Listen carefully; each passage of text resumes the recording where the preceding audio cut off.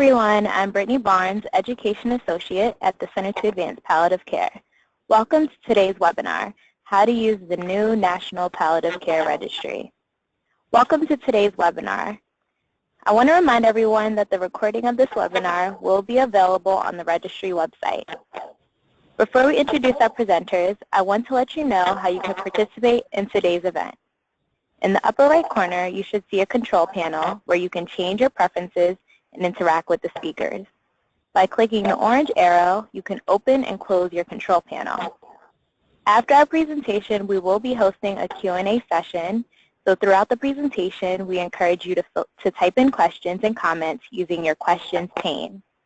Simply type in your question and click send, and we will do our best to answer all of your questions during the Q&A. If you would like to speak to the presenters during the Q&A using your phone, please indicate this by virtually raising your hand. This option is located on the left tab of the control panel. And as time allows, those with raised hands will be addressed and unmuted individually. Now, it is my pleasure to introduce today's presenters. Tamara Dumonvansky joined CAPC in November of 2014 as Vice President for Research and Analytics. With a strong background in public health research and program evaluation, she has extensive experience in applied research, evaluation design, survey development, and data analysis. Tamara received a doctorate in sociology from New York University. Maggie Rogers joined the CAPC team as a research associate in February of 2015.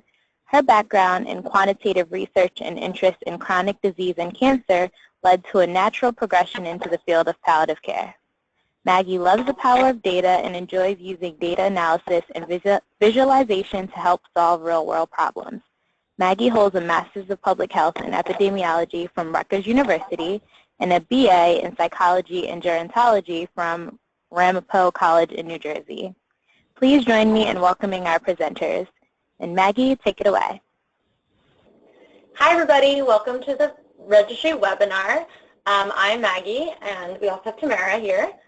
First, we're going to give just a basic overview of the new registry, and then the second part, we're going to go into a live demo of the website.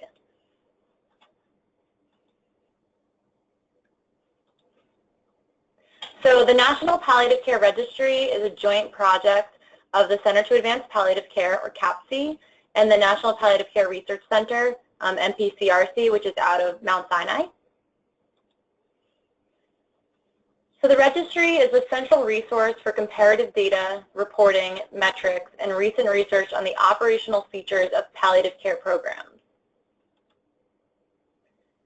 We serve palliative care programs across service delivery sites, and the registry is free and open to all, so you're not required to be a CAPC member to participate in the registry. So we're going to go into 2 polling questions now. So the first is, where does your program provide palliative care services?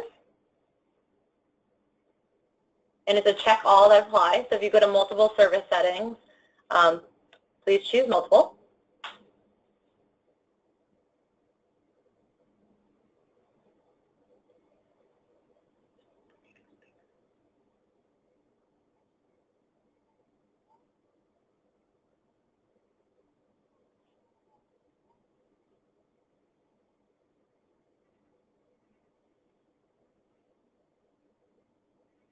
Okay, so it looks like most of the participants on the webinar today are providing services in the hospital, but we also have pretty good representation of programs providing palliative care in the clinic office setting, and around 25% long-term care and around 30% patients home. So that's really great. That's a really good distribution.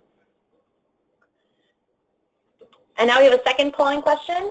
How long have you been participating in the National Palliative Care Registry? So if you're new to the registry and this is your first time, 1 to 2 years, or 3 or more years.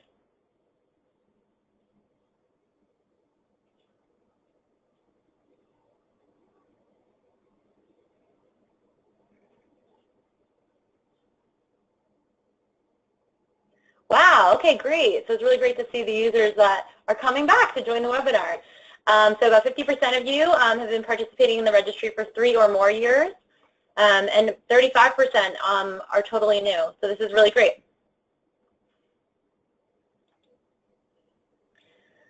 So for the 50% of you that have participated in the past, you guys know what the registry used to look like, but we have redesigned the entire website as well as the entire interface of submitting data and receiving reports. So some features of the redesign is that we've expanded to all care settings. So while the registry used to only accept data from hospital-based palliative care programs, we are now accepting data from home-based palliative care, office clinic, as well as long-term care facilities. The registry is more accessible and much easier to use. And one of the biggest features is that you can edit, enter, and update data at any time. So if you have historical data that you want to enter that you missed, you can go back, you can enter the historical data. If you realize that somebody had made an error when submitting data maybe last year, you can go and you can edit and update that data. And when you update or edit any data, your reports are also going to update in real time. So it's a really great feature.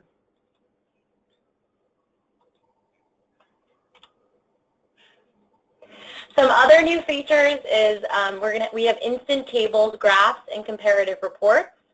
So for those of you that have been with us for a couple years, you know that it would take a little while for you to get your reports after submitting data, but now everything is going to be instant. So as soon as you enter data, you're going to have those available, and you're also going to have the historical tables, graphs, and comparative reports available as well. We also have expanded the types of reports you're going to receive. So we have ones that track your program over time, as well as more reports that are comparing your program to similar programs. Another new feature that we're excited about is the Invite a Colleague feature. Basically, once you're in the registry, you can very easily invite other team members of your palliative care team to join you in your programs page by simply clicking a button that says Invite a Colleague, and they can basically skip the entire sign-up process and instantly get access to the programs page. We also have an interactive dashboard for easy access to all the surveys, reports, and program information, and we're going to be showing you all of this in just a little bit.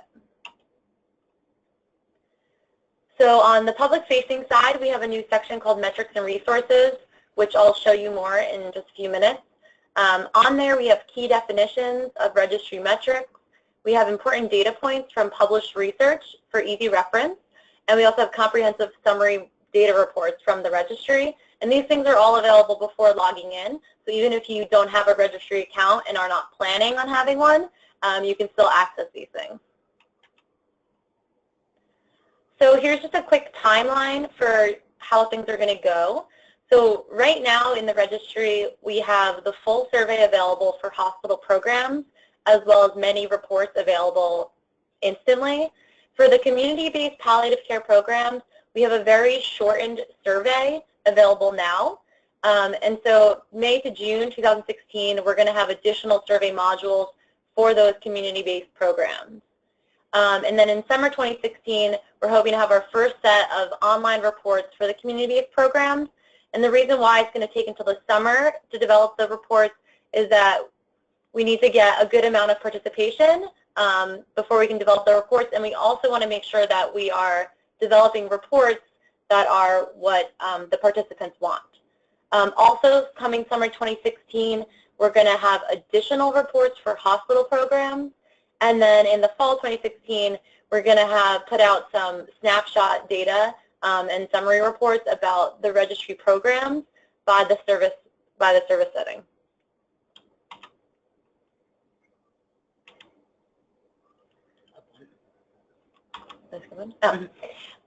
So in addition to this webinar, we're also going to be hosting something called Registry Roundtables.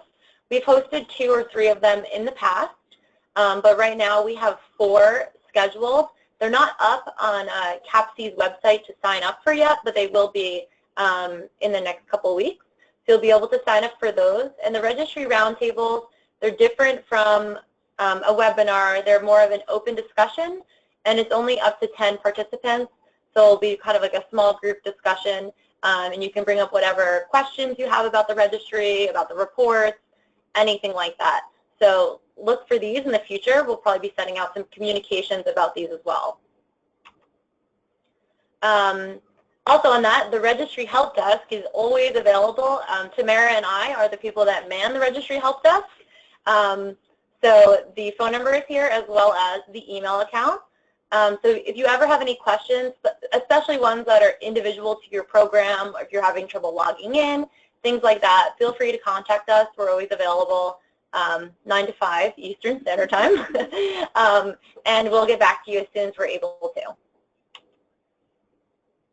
Okay, so now we're going to start the live demo section of the webinar.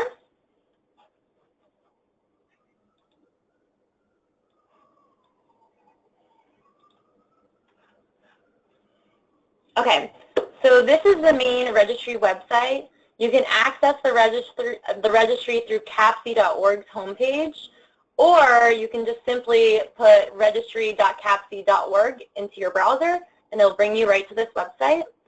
It's also important to note before we continue that since registry and membership, CAPC membership are separate, if you are a member, your login and password to the registry may be different than your login to CAPC Central. So it's just important to note that when accessing the registry. So in addition to participating in the registry, we also have some really great new features of the website. So I'm just going to show you some of those now. So we have the registry information. We have things like frequently asked questions and eligibility requirements in here. In the participate section, we have a step-by-step how to sign up, as well as all the survey questions. So if you're interested in downloading the survey questions before opening the survey and entering your data, you can download those here. And we also have some sample reports. So if you're interested in seeing, hey, what do I get out of this once I put data in, these are just a few of the ones that we have. I think we have about 15, something around that. There's just 4 here as examples. The best part of the new website is we have a section called Metrics and Resources. So in here we have registry metrics and definitions. So these are all the key metrics that we put out. So when we say penetration, you're interested, what does that mean? You can go in here, we give you a definition, a calculation, and an example that will be relevant to your program. We also have the summary data. That's the next page. The summary data has summary results from 2014, and it's on all the programs that submitted. So there are about 400 programs that participated in the registry for the 2014 data year. So we have some key findings. We also have summary data tables. The first is a 2014 data table, and it's organized by hospital size. It goes through almost every single one of the questions we ask. So say you're interested in, hey, how do I compare on this or that? You can check this out and look at the numbers. We also have the 2008 to 2014 longitudinal registry data table. And this is going to show you some key findings, and you'll be able to see some trends over time. We also have some simple to download 2-page graphs at the bottom. They're basically in a PDF slide format. The first is going to be a graph, and then the second is going to be a couple key findings from the graph. So you can use these for anything that you're working on. We also have the registry publications. So this includes the 2 journal articles we put out this year, as well as the higher level annual survey summary. It's a 2-page document, and then state-by-state report card and the 2015 snapshot. We also have the research in the field. The research in the field section is really useful, especially if you're working on a grant application or trying to get more funding for your program or trying to make the case for your palliative care program. It's a giant literature review. It's organized by topic area. So we have some key topics. They're all related to what we collect in the registry. So say you're interested, what research is going on right now on staffing and workforce for palliative care? You can go in here to staffing and workforce. You can find what you're looking for, and you can just pull out a simple sentence and paste it right into whatever grant application you're working on. We have all of the citations here. They're all in green, and you can access all of them at the bottom in the citations section. And last is the presentations and webinars section. So this is where we're going to be posting this webinar that we're having right now. You'll be able to find that here, and we have our old webinar here as well. So now I'm going to show you guys the login process. So if you've participated in the past and you know which email you used to log in with, all you have to do is go to Registry Sign In, and then you're going to click on the Forgot Your Password link here. when we transferred all of the accounts to the new registry, we did not transfer the passwords. So your first time you access the registry, you're going to have to reset your password. So you're going to click here, forget your password. You're going to put in your email. You're going to press submit, and then you're going to receive an email at that password. You're going to receive an email at the email account you put in, and it's going to prompt you to reset your password. As soon as you do, it's going to bring you directly to your program's dashboard. So there's nothing else that you need to go through. But if you're a new user, it's obviously going to be a little bit of a different process. To sign into the registry, you're going to go right down here in the home page, and it says, are you new to the registry? Create an account. So what you're going to do is that you're going to enter your email, and you're going to want to put your professional email in, and the system should recognize your domain. So I'm Maggie, I work at Mount Sinai, and here it's coming up Mount Sinai Hospital. So if this is my administrative home, then this is what I'm going to select. So I work at Mount Sinai, so I'm going to select Mount Sinai. And here it's showing me these are the programs that are already participating in the registry. So if this is my program, I can click on it, and then all I have to do is put in some personal information, and I can submit it. If this is not my program, say I work for the Pediatric Palliative Care Program at Mount Sinai, I can add my program here. You're just going to be entering some basic information about your program, and then you can add it, and then you'll be prompted to put that personal information again. But say you put your email in, and your domain was not recognized. So say this is my domain. It's not recognized, so what do we do next? We're going to have to find our admin home. So we're going to search for the organization. So we're going to say, it's going to ask you where you're administratively located, a hospital, a hospice, long-term care, outpatient clinic, a home health agency. Say I work for a hospital, we're in New York, and I'm just going to do a search. So the first list that it's returning is going to be all administrative homes that have programs participating in the registry already. So all of these hospitals in New York City already have programs participating in the registry.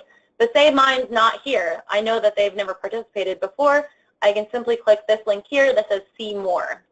When I click this, the list is going to expand to the full list of all hospitals in New York City. So I can find mine. I can select it. Of course, it's the first time. It's not in the registry yet, so I'm going to have to add my program just like I would have before. So it's a very simple process, and everyone should be able to find their administrative homes very easily. And it's also really helpful, especially if you don't know if your program participated in the past. The registry has been open since 2008, so there's a lot of times the program might have submitted data in 2009, then they had staff turnover, and now the new people that are working there, they don't realize that there's actually data already in the registry. So through this process, you'll be able to find your program if it's existing, or you'll be able to add your program if it's not. So now I'm going to log in and show you guys what it looks like once you get into the registry.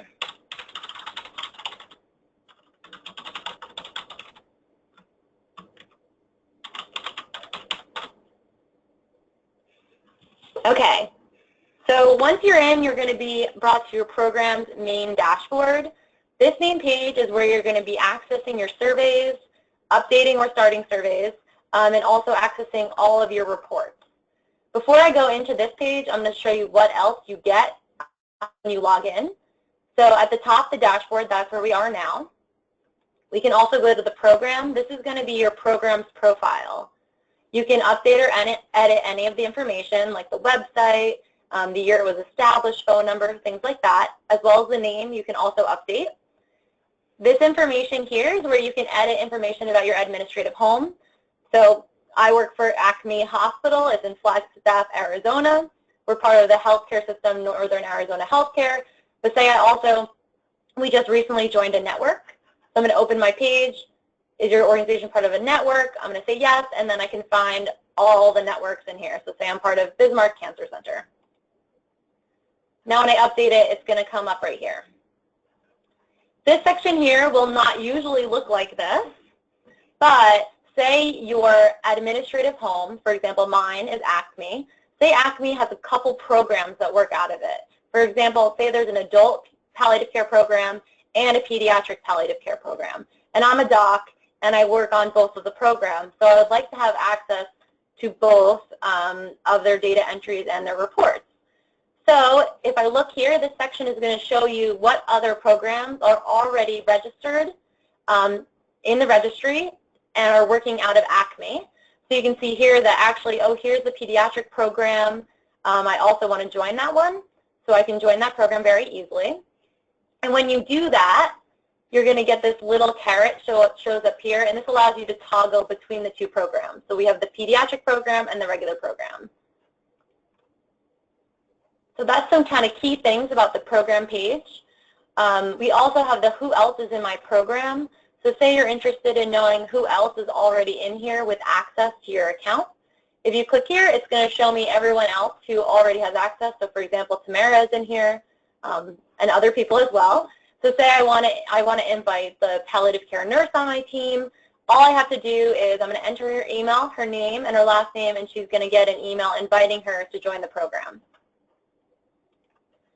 At the top, we also have the support page.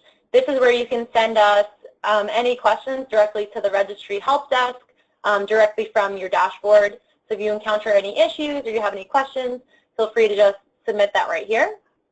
The profile page is where you're going to be editing your personal profile. So if you want to edit your email address, say your hospital has now taken on using health system emails, you can edit your email here, your name, say your role on the team changed or you got a new degree, you can edit that information here as well. And then sign out. So let's go back to the dashboard. So we're going to talk about the dashboard. So at the top of the dashboard here, it's going to overview what your program is. So Northern Arizona Healthcare, that's our health system. ACME Hospital, that's our administrative home. And Flagstaff Palliative Care is my program. Again, this little caret here, if you're part of more than one program, you can toggle between the two. The dashboard's going to look the same, but it's just going to be relevant for that program. And then we also have the Invite a Colleague button here, which is the same as the Who's in my program, where you can put in information, invite anyone to join. So in the middle section is where it lists out your service sites. So while we work out of ACME Hospital and we do provide services in ACME Hospital, we also go to patients' homes, and we actually also go to Flagstaff Medical Center's skilled nursing facility. So if you want to start a survey that has not been started already, all you have to do is click Start Survey, and you want to select the year. So you can see here the ones highlighted in red, those aren't available for starting because they've already been started, and so they're going to appear in the next section of the dashboard. So right now we have access to start 2010, 2009, or 2008. You can also add a service site. So say we just recently started going to an additional site. You can just simply press Add Service Site, and it's going to be a search just like before. Say we started going to another hospital. Is there? Okay. Say we're going to another hospital somewhere in Arizona. We can search. Oh, look, here we go. ACME 2. We're also going to start going to ACME 2. As soon as you add a service site, it's going to appear here, right here. And then if you have more than, normally you won't, but if you do have more service sites, it's a little, you can scroll across. So it's important to note that each survey is service site specific. So the hospitals, our two hospitals will both have the same hospital survey, but the patient's home survey and the skilled nursing facility are both going to be different. So the next section is the Edit Surveys and Access Reports. So this lists out all of the surveys that your program has either started or completed. The battery bars on the right show your progress. So you can see ACME Hospital has data in the registry from 2011 all the way up to this year, 2015. And then Flagstaff Medical Center has 1 year of data for 2015, and Patients Home, our home-based palliative care program, we have data from 2014 and 2015. So if you want to edit or update a survey, say we realize, oh, actually, I'm pretty sure all the data was wrong in 2013, you can go here. You're just going to click on the name of the service site and the year, and it's going to expand out. And right here on the right is Edit Survey. So all you have to do is click Edit Survey, and it's going to open the survey to that year. So even though the surveys are going to be different, the dashboard to work on the surveys are going to be the same.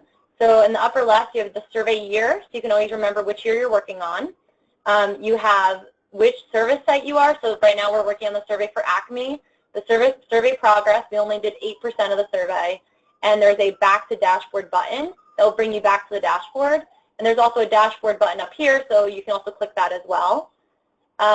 When you click back to the dashboard, your survey is automatically going to be saved. So anything that you put in will be saved, as well as if you click on the bottom, Save and Continue, it's also going to save everything that you had entered to that page.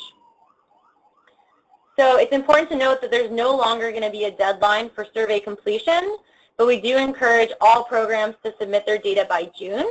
At that point, we're going to be downloading the data set and running some of our own analyses on the data. So if you'd like to be included in those summary reports, we're hoping to download around June 30th. So if you're hoping to be included in those reports, which we hope you are, please try your best to submit by June. And then we're going to download it, and we're going to put out some summary results on everyone that submitted data. So for the hospital, like I said before, the hospital survey, you're going to get the full survey. So the survey is organized in different modules. So you can access the modules here. Just click, and it's going to bring up the menu of modules. So for hospital surveys, you have 13 modules. Some modules are very short, maybe 2 or 3 questions. Some are a little bit longer, but you can always do a module or do a couple questions in a couple modules, and then always come back later and submit more data whenever you have a chance. So some examples of some of the modules we have, hospital metrics, patient visits, screening and referral, diagnosis and code status, discharges, length of stay, goals of care, staffing. And then we also have questions on the hospital inpatient palliative care unit. The first question is if you have one or not. So if you don't, then you're not required to answer the rest of the questions in the module. So you have the option to go through the survey in chronological order. If you answer, the first module, and then you go down for Save and Continue, it's going to bring you to the next one. But if you have, we only have data on patients' visits, discharges, and length of stay, then you can go in and just select which ones you want to work on. So it's important to note that there's no final submit button because you're able to update the data at any time. You're just going to want to make sure that you're either clicking on the Save and Continue or you're clicking to go back to the dashboard. If you X out of your browser, it's not going to save what you put in, so just make sure that you're paying attention to that as you're working. So now we're going to go and we're going to go check out some of the reports. So we're going to go back to the dashboard. It's saving what I worked on, even though I didn't make any changes. So after you've put data into the survey, you can access reports. So as I mentioned before, right now reports are only available for hospital programs, but we're going to be rolling out reports for community service sites, as well as adding additional reports for the hospitals in the next couple of months. So to access the reports, it's going to be the same thing you did before when editing your survey. So you're just going to find we're interested in 2015 reports for Acme Hospital. We're just going to click on that bar. It's going to expand out. So we have 2 types of reports currently available for the hospital programs. The first is your program over time. This is going to show your data longitudinally. So if you have data for 8 years, or if you have data for 3 years, or even data for 1 year, it's going to show you that over time. Then we have the Your Program Now. So this is going to be the reports that are specific to the data year, which is here, 2015. And these are going to be your comparative reports. They're going to be comparing your program to similar or peer programs. So we have 3 main comparisons right now that we use for comparative reports. The first is staffing quartile, which is based on the total staff full-time equivalent. We have penetration quartile, which is the proportion of patients admitted to the hospital that your palliative care team is seeing. And we have hospital bed size, so that's you're going to be compared to programs that might be at really large hospitals like you, or maybe even at a really small hospital like you. So even if you just answer questions on things like initial consult and staffing, you're still going to have access to many of the reports available. Some other key questions in the registry that are going to produce major reports are topics like length of stay and discharges. So now we're going to take a look at a couple of the reports, and I'm going to ask Tamara to help me here. Sure. All of the reports are come up on the website themselves with the exception of Report 1. Report 1 downloads directly to a PDF. We're going to see if Report 1 works. Yeah, so you can see here it says download PDF just so you don't forget. So here it goes, it downloaded. And what is very helpful about Report 1, can we make it a little bigger? Sure. Yeah. So this is a snapshot of all of the data you've entered for a couple of the key metrics that the registry is reporting on. So this is a really good way to get a visual of all of your years of data. So here you can see hospital admissions, pretty consistent, increasing slightly over the years. You might notice here that there's something that's out of whack, and you can go into that survey year, as Maggie just explained, and edit the data right there. As soon as you edit it, this table will update. But this is a good resource to just show you an overview of your program's data. We'll just go through a couple more. Maggie, you decide. Report 2? Yeah, so Report 2 is total palliative care consults and hospital service penetration. So our program, we have data from 2011 to 2015. And so the yellow is showing your service penetration. So you can see, wow, look how nicely it has improved over the years. It also has our initial consults. You can see how those, that's blue. You can see how that has also increased. And subsequent visits is the pink color. You can see we've been a little bit inconsistent, but overall have been improving on the subsequent visits. For here, we have information on the hospital admissions. We put this here because hospital admissions, it's one of the ways you calculate, or is the way you calculate penetration. So if you see one of the hospital admissions and it's like so much higher than the other ones, it might be a reason why your penetration might look a little crazy over the years. So each of the reports, with the exception of Report 1, is going to show up first in a web-based version. It's going to have some of the data points will be able to be hoverable. And then here in the right-hand corner, you have the option to download. There's two things you can download. The first is downloading the data. This is just going to put a data table into an Excel chart. It's not going to give you the graph. It's going to give you the data. So if you're interested in making your own report from this data or changing up the way it looks at all, you can just do that really quickly. The second is the download the PDF. This is going to make a really nice one-page report. So you can see here, it looks similar to what you viewed on the web, but now there's an additional data table here with all the summary data from the graph. There's also a quick fact about, for example, this one is on palliative care service penetration. And so the quick fact is kind of a definition of what penetration is and why it's important to track. So if you want to go to a meeting with people that might, or maybe they're not familiar with the term penetration, you can very easily just hand this to them, and it'll be really digestible for even someone that's not familiar with the topic. You want to look at some more? Sure. Discharge? Yes, discharge status and location. So there's a series of questions to ask you, status at discharge for all of your patients. So this gives you a quick visual to show kind of changes over time. For Acme Hospital, you can see that discharge deceased was almost 50% of patients in 2012. It's gone down to about 28% by 2015. At the same time, discharges to home have increased from a number that's hidden under that thing, but to 30%. Similarly with this, we have the total discharges so that you know kind of what number you're basing this percent distribution on. For Acme Hospital, it's a smaller number of discharges. It's less than 100 annually. This graph also shows you a percent of hospital deaths attributable to, not attributable, but your program deaths that are as a percentage of hospital deaths. So in the case of Acme, that's gone up from about 60% to under 80% of hospital deaths that the palliative care team has seen. So the same thing here, we can download both the data itself and a PDF. Do you want to just switch to some of your comparative reports? Yeah. So the comparative reports are at one point in time. It looks at here we're going to be looking at 2015 data, and you can compare your program to similar programs, as Maggie was saying before.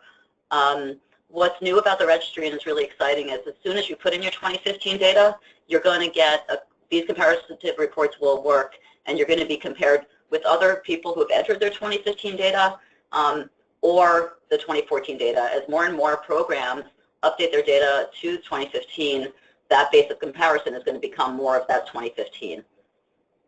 So let's look at the first one. These are all being created in real time, so it takes a little bit longer for them to load. Sure. So this is the palliative care service penetration by staffing quartile. So again, the staffing quartile is based on the total full-time equivalent for your entire staff. It's not just the interdisciplinary team. It's everyone that's part of your palliative care program. So under each quartile, for the staffing quartile, it's going to tell you what the range is. So the lowest quartile, quartile 1, their FTE for their program is 0.3 to 2.4, and then you can see as it keeps going, the biggest program is 80, and it's probably because they're a teaching hospital with a lot of fellows or residents that are participating. So you can see here, our program is going to come up in yellow, and you can see, oh, here we are part of quartile 4. So if you want to figure out, wait, how did we end up in quartile 4? Here's a reminder of the data you put in. We're Flagstaff Palliative Care. Our total FTE for our program in 2015 was 11, so that's why we're getting put in quartile 4. And our penetration for 2015 was 3.9. So you can see here, this is just a basic box plot. The legend over here does a little explanation about what you're seeing here. So you can see that for quartile 4, we're right on the median, but we're under the mean. But for example, say your dot was up here, you could say, wow, we're actually performing better than over 75% of the programs that are participating in the registry that are in our quartile. And then again, over here we have the means for each of the quartiles. So you can actually see a little trend here that as your staffing quartile increases, your penetration is also going to be increasing. And again, with the download, you can download the data or you can download the PDF. Go to 10. 10 shows the box plots also, right? Yeah.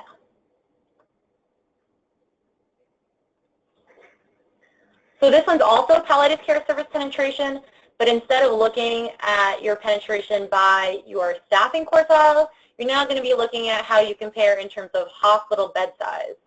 So here we are again with the yellow dot. We have a bed count of 260 beds in 2015, and our penetration again was 3.9. So now we're being compared to programs that are in the 150 to 299 beds. It's the comparison of 102 other programs. And you can see actually we're doing basically the same as we were in the staffing quartile. We're right on the median. So this is really great because you can actually see how the range changes even though it's not for your specific bed category. You can see that the range of penetrations are so much greater in the small bed size. And as you increase the hospital bed size, the range for penetration is actually becoming more and more condensed. So it's a really great way to visualize some trends, some changes, and it's a really great way to be able to tell a lot about your program depending on where your dot is appearing. Let's do one that looks different. Length of stay by penetration quartile.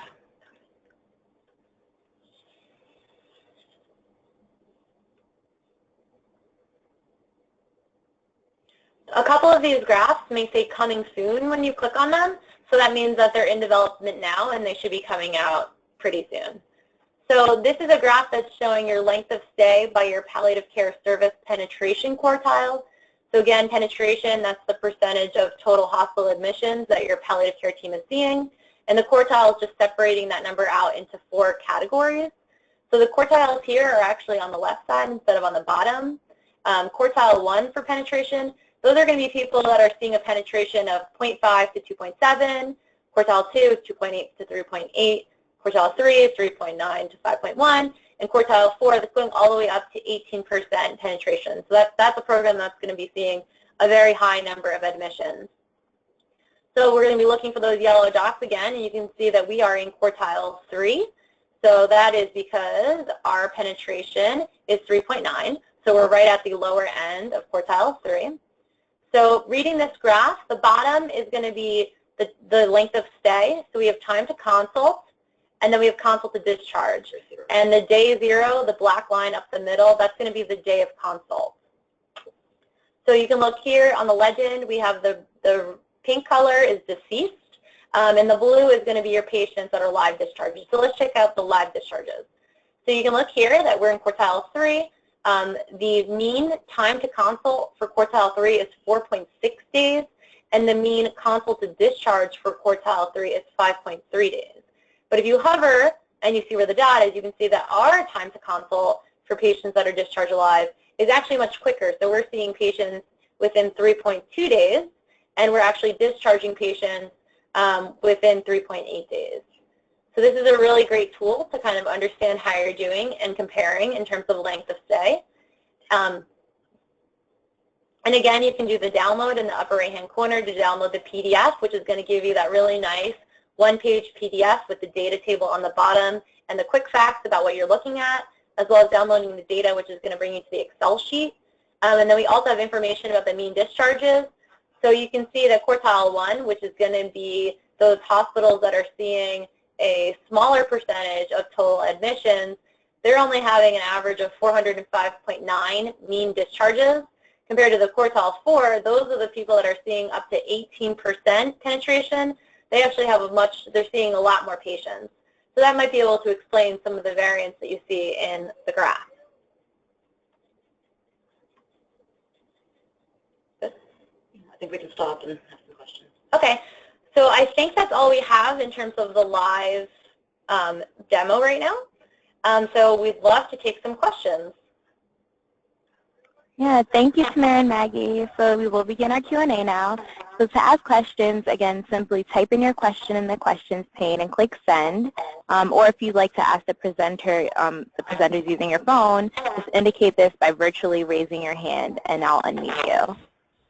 So our first question comes from Carla, and she says, I work for a nonprofit organization in partnership with healthcare systems.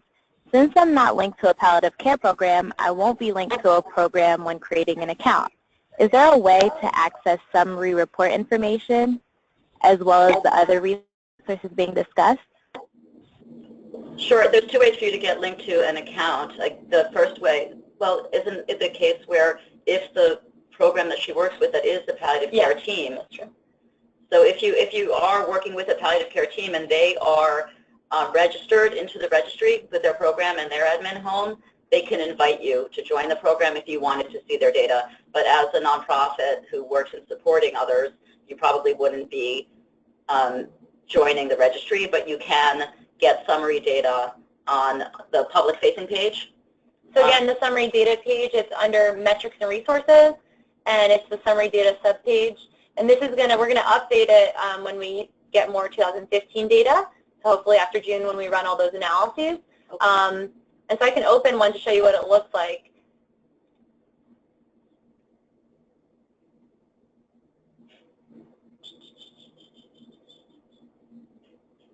Oh. Okay, so here we go. So this is what it's going to look like. So you can see at the top, we're going to have the palliative care program by hospital size, less than 150 beds, 150 to 299, 300 to 499, and 500 plus with the total responses on the right. We have the response rate here. So for example, initial consults, about 98% of participants in the registry answered questions on initial consults. And then for something like mean initial consults, you can see here how it changes across the hospital size. And this is actually a pretty big document, so it will really give you a really good overview of a lot of the stuff in the registry. And we also have some additional things in here that's not even a question. So for example, we have stuff like on physician-led teams, kind of how they differ across hospital size, and things like workload. And these things are calculated variables that we do on our end. So you'll have access to that information as well. Thank you.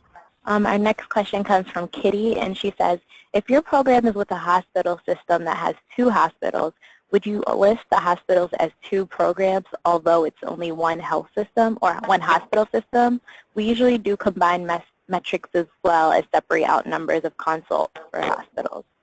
Yeah, I can answer that. I think that we really made a conscious decision to make the administrative home the hospital itself, because I'm assuming that you probably have a separate palliative care team at each of the hospitals. So we would prefer that you enter that data as 2 programs, and they would have the same health system, yeah. But the admin home would be the hospital itself.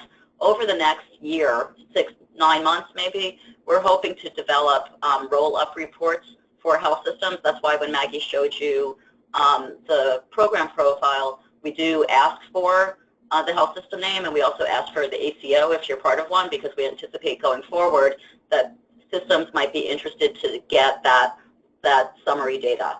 So health system is not an admin home. The admin home is where you're actually providing, you know, who your employer is. So it would be the hospital, and the assumption here is that the palliative care team are the ones that are collecting and entering the data. But you can definitely, as I mentioned before on the dashboard, you can definitely be a participant in the registry and be involved in more than one program and have access to each of those programs page.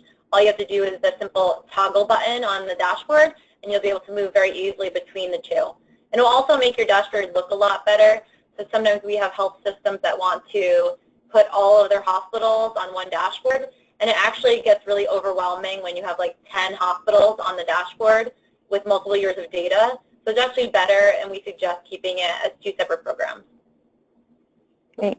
Our next question comes from Robert, and this is related. He says, can the data be combined among several programs to consolidate for a system? You can do that. There's nothing for us to tell you not to do that. And if you only have it combined, then that's a limitation of the data that you have. But we want to have data about specific programs in specific locations. So for the hospital-based data, we want to really be able to report across hospitals. This is the mean penetration. If people are combining data, then we're losing some of that specificity. But if you have the data at that level and that's all that you can provide, then you can do that. It would be best practice to separate it out by hospital in this case. And it would also tell you a lot more about how your program is performing. So if you go to 2 hospitals, instead of submitting data on them in the aggregate, if you submit data on the one hospital and you submit data on the other service site that's a hospital, you can actually see that your penetration in the one is going to be like, I don't know, say the penetration in the one hospital is like 10%, then your penetration in your other hospital is only 1.5%. It really is going to help you as a program determine where you're going to need to do more work and to work better in those hospitals. Great, thank you. Leslie wants to know, can you download a full PDF report without having to select one-by-one individual reports? That's a really great question. We actually don't have that feature right now, so you would have to do one by one. And one of the reasons why we did that is because, say you're going to a meeting and you're going to be specifically talking about the topic area of staffing, and you're going to be arguing on why your palliative care program needs more staff, then you can just go to the dashboard and you can select just those reports that are related to staffing and download those. But that's a really great point, and maybe we can do something in the future with that. Great. Anne Marie wants to know, is there any way to compare just pediatric palliative care programs? So we get this question a lot, and we would love to be able to do that. But unfortunately, the number of pediatric programs is not high enough in the registry for us to do any specific comparisons at that point. We would love to do some of that in the future, and we would also love to do some summary analyses on our end to put out for everybody in the public on pediatric palliative care programs. But for example, in 2014, there was only 4 palliative care programs that identified themselves as pediatric-only programs that submitted to the registry. So as long as we increase the number of pediatric programs, we hope to be able to do some of those comparisons and some of those summary analyses in the future. Great, thank you. Kristen wants to know, can you please explain the purpose of leaving past years open? Won't that alter comparison to other programs depending on when you look at the data? And how will you know if there's been an update to the data and you need to look at it again? Is there an alert that will be sent out? We left all the previous years open for the opportunity for programs to add, say they just started in 2015, but they have data for 2014 and 13, they can easily add that data and get more of this over time reporting. And also because there's a lot of opportunity to make errors because there's a lot of data points, and we want people to be able to get accurate reporting. So we thought that was very important. From our end, we, for analytical purposes, we will be freezing, as Maggie mentioned, the data on June 30th and doing a download so that we will always have annual files that will be kind of frozen in time. Because there's a lot of users of the registry, if we're looking at the 2014-2015, no, 2013-14, we have like 550. So we're assuming that if a couple of people change their data here and there, it's not going to shift the data significantly. But what we have done is provided a date. So Maggie just pulled up one of the reports, and on the top, it shows you the report as of this date, so that if you ran this, this is a 3/24, if you had ran this on January 24th, it might look slightly different.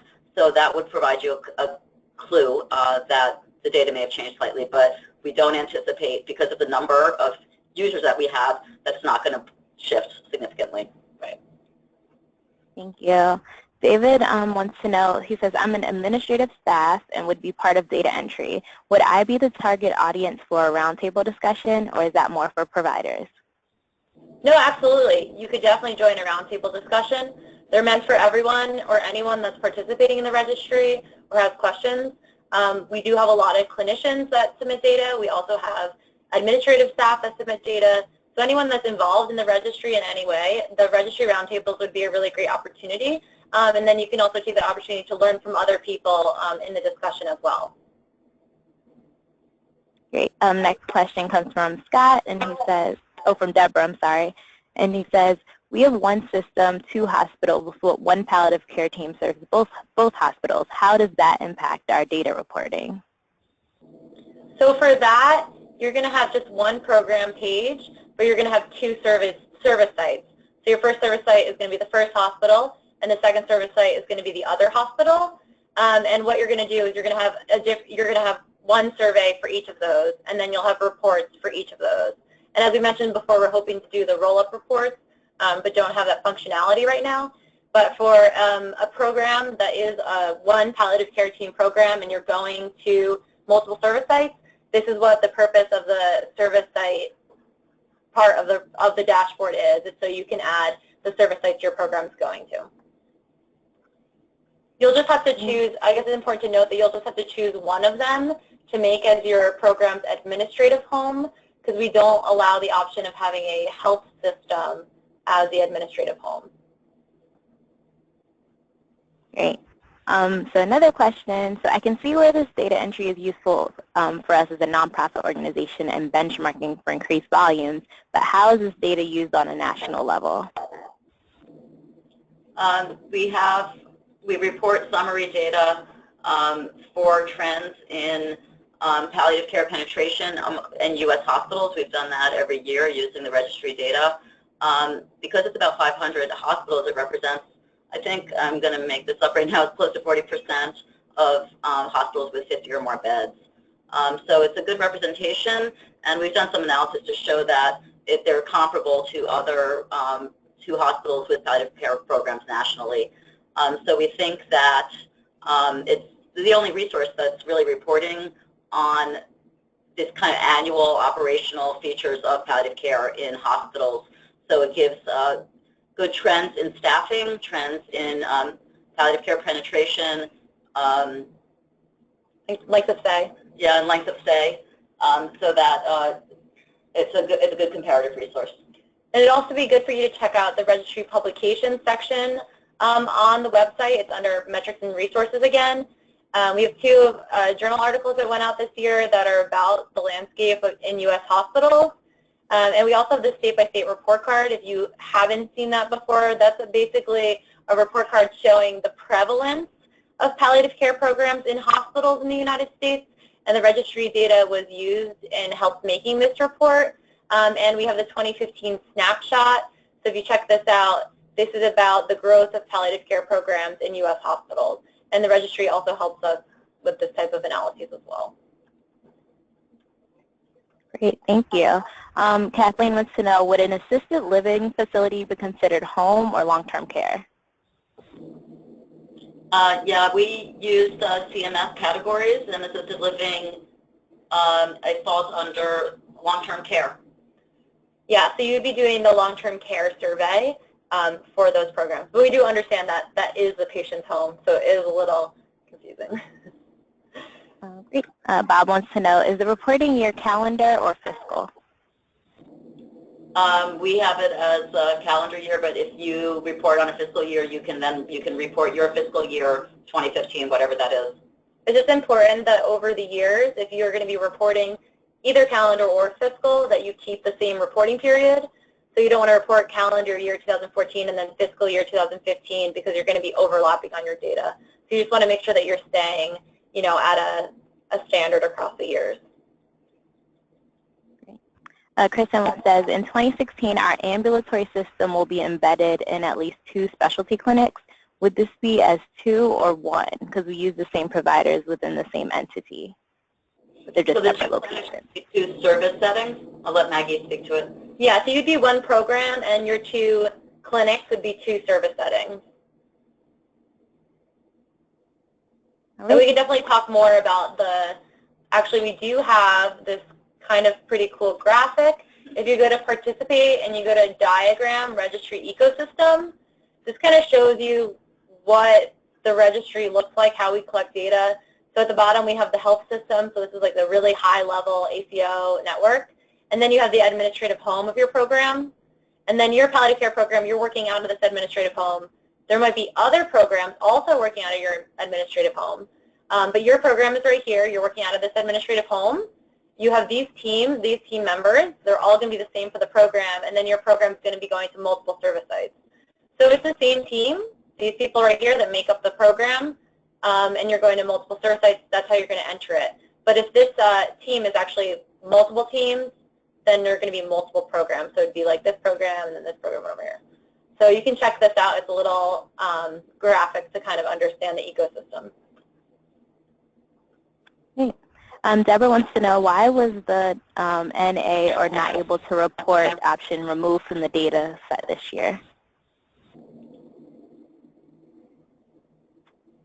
I'm not sure I understand, as a category of response for each question? Yeah. As data question, yes. Yeah.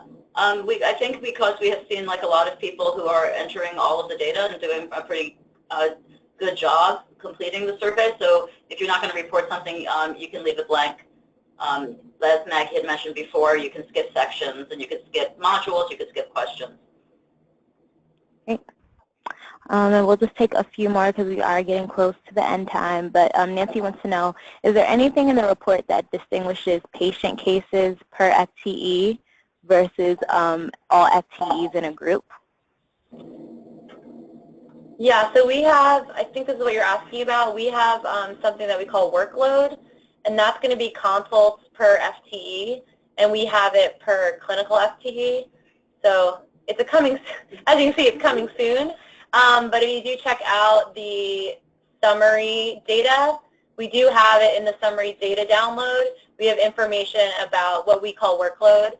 I think we have it for the full interdisciplinary team, so that would be total consults per 1 FTE of the interdisciplinary team.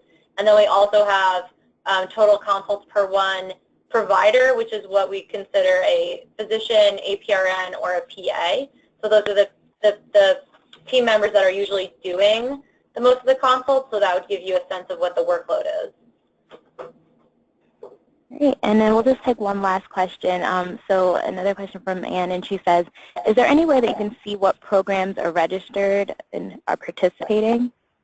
So all programs that are registered and participating? Yeah, so we don't give out data on what programs participate, but if the question is about trying to find your program and figuring out if you're already registered, the registration process is going to take care of that. You'll be able to find your program, but we don't put out any like identifying features of programs, and when we do any summary data as well, we don't put out any identifying names or anything like that. But if you're trying to find your program and you're not sure if it's in there, you can always call us and ask, or you can try out the registration process, and it should take care of that. Great. So those are all the questions that we have time for today. Thanks to everyone for joining us, and a special thank you to Tamara and Maggie for that informative presentation. Again, the recording of this webinar will be uploaded to the registry website, and we ask that you take a few moments to answer the brief survey that you'll see on your screen after the call. Thanks again for joining us, and everyone have a wonderful day. Thank you.